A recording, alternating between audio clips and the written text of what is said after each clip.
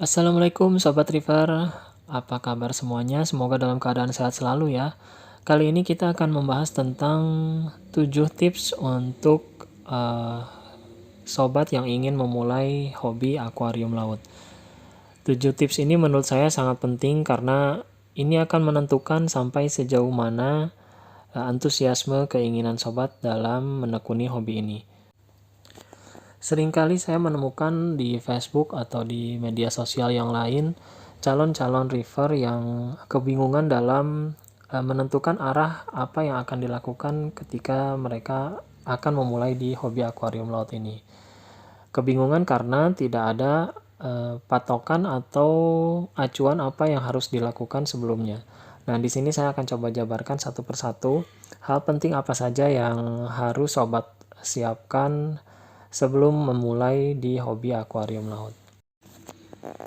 Untuk yang pertama, seperti apapun halnya ketika kita akan melakukan sesuatu hal yang baru, kita akan melakukan atau membuat sesuatu yang baru, kita harus mengetahui ilmunya terlebih dahulu. Bisa kita bayangkan jika kita akan membuat sebuah rumah, lalu kita tidak mempunyai dasar keilmuannya, kira-kira bagaimana seperti hasilnya? Nah, seperti itulah apa yang akan kita lakukan ketika kita akan memulai hobi akuarium laut ini. Kita harus banyak melakukan research, harus banyak membaca, harus banyak mencari informasi, menggali informasi tentang minimal hal-hal dasar apa saja yang harus disiapkan untuk memulai hobi akuarium laut ini. Karena jika kita memulai sesuatu, kita membuat sesuatu tanpa kita akan mengetahui ilmunya, hasilnya pun dijamin tidak akan maksimal.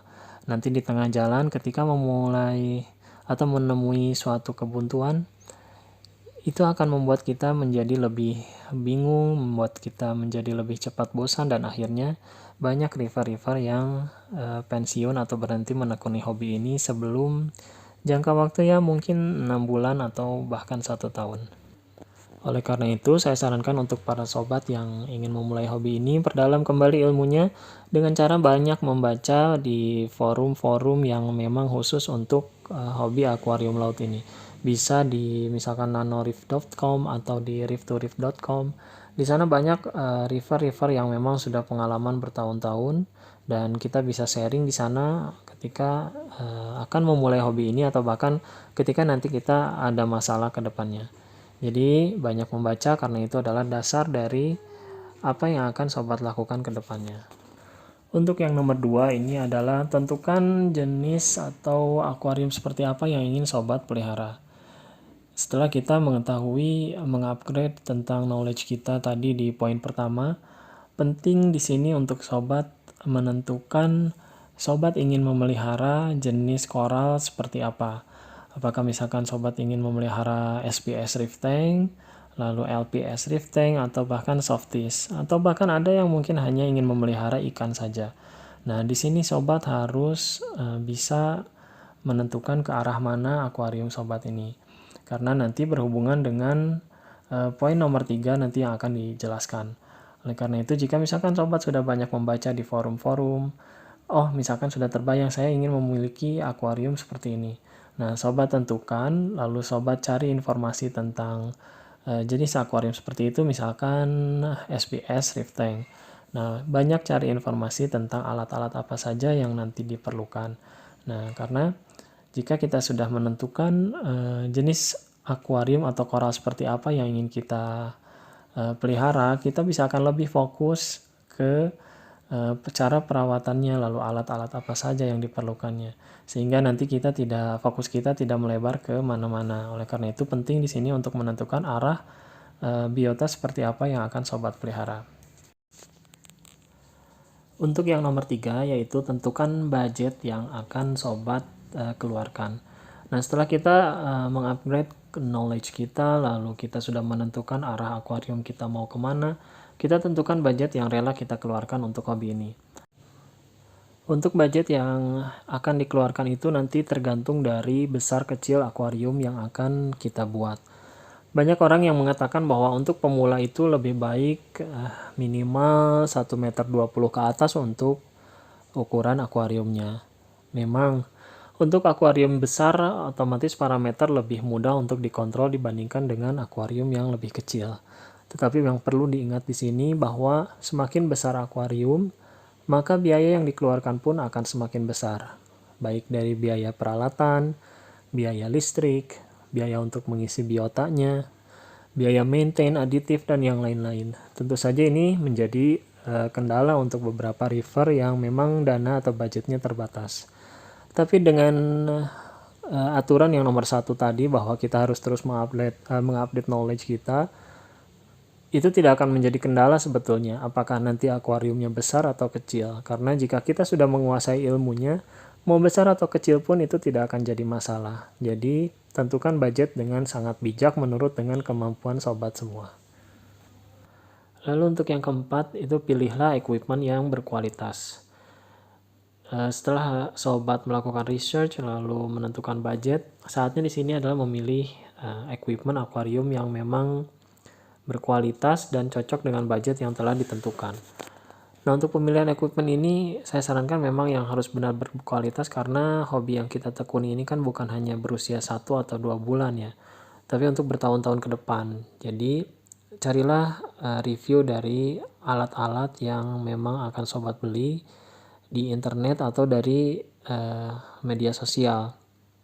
Cari memang equipment yang daya tahannya lama, lalu fungsi dan kegunaannya cocok dengan akuarium yang memang nanti akan sobat gunakan. Nah, disinilah pentingnya memilih equipment yang berkualitas, karena itu akan menghemat banyak uang di kemudian hari. Karena jika sobat salah atau asal membeli barang, itu kemudian nanti menyesal, itu akan dijual dengan kerugian yang cukup banyak juga. Oleh karena itu, pilih equipment yang baik di awal supaya nanti di tengah-tengah kita tidak harus menggonta-ganti equipment tersebut dengan kendala rusak atau menyesal ataupun yang lainnya. Untuk yang nomor 5 yaitu carilah reef tank yang bisa dijadikan panutan. Jadi jika sobat lagi berselancar di forum misalkan mencari informasi tentang akuarium laut lalu menemukan satu reef tank yang memang menjadi perhatian dan kita suka gitu. Jadikan tank itu menjadi panutan kita, lalu ikuti step-stepnya bagaimana yang membuat akuarium tersebut sehingga menjadi seperti itu. Apakah itu bisa masuk dengan budget kita atau rencana kita seperti apa? Nah, jika memang itu sesuai dengan budget dan yang lainnya, ikuti jurnalnya dan ikuti setiap langkah-langkah yang dia perbuat. Jadi ibaratnya kita copy paste lah. Walaupun nanti hasilnya tidak akan sama, tapi garis besar cara dia merawat akuariumnya seperti apa kita sudah bisa ambil ilmunya. Nah, dari sana kita bisa mempunyai gambaran apa-apa yang harus kita lakukan untuk membangun reef tank seperti yang kita inginkan.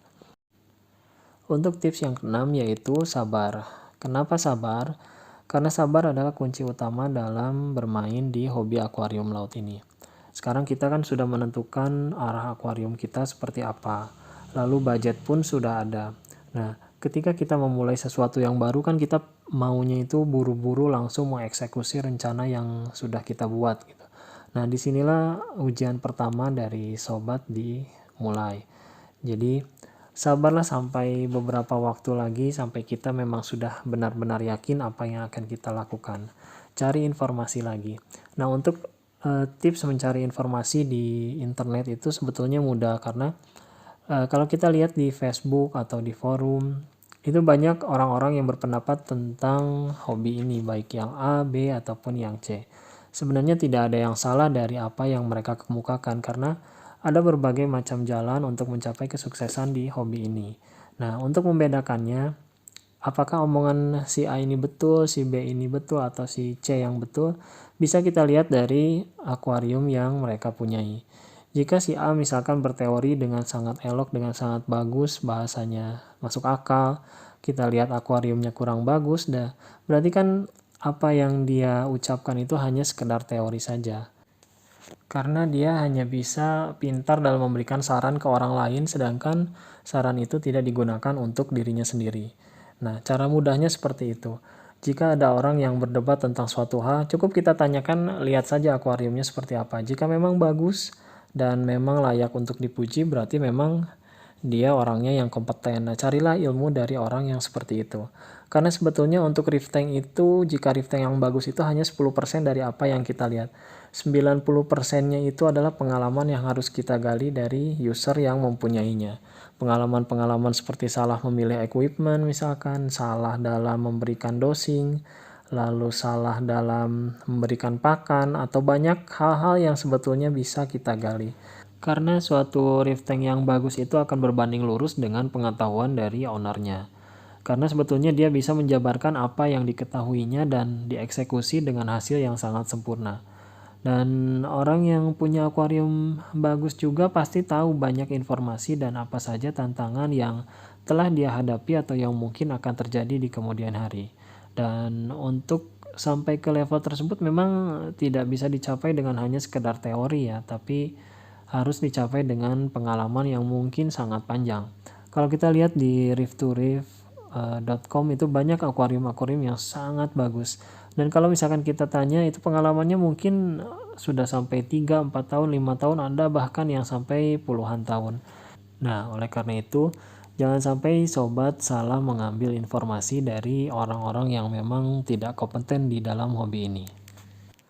Nah, untuk yang terakhir yaitu sediakan waktu.